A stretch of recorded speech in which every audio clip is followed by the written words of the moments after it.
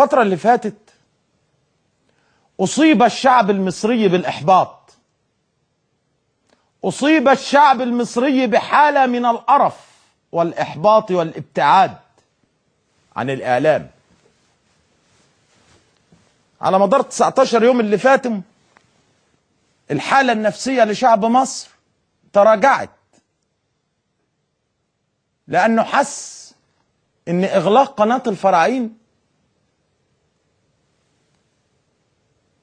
ليس معناه إغلاق قناة الفراعين، وإنما إن الشعب كله خد على قفاه. الشعب خرج في يونيو وأطاح بالإخوان ودمر الموجة الأولى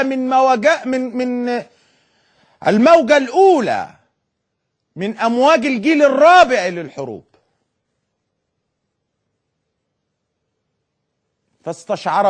فشعر بالنصر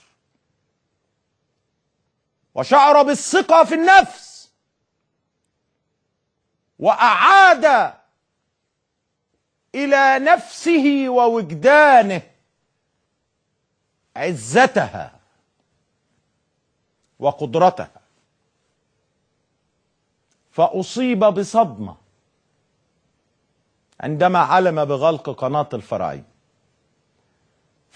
فحدثت حالة من الاكتئاب النفسي، لأن الشعب استشعر إن المثل اللي بيقول وكأنك يا أبو زيد ما غزيت هو اللي شايفه دلوقتي. القضية كانت بالنسبة للشعب هي قضية مستقبل، إن القناة التي حملت على كاهلها ثورة بأسرها ونجحت الثورة تم إغلاق هذه القناة.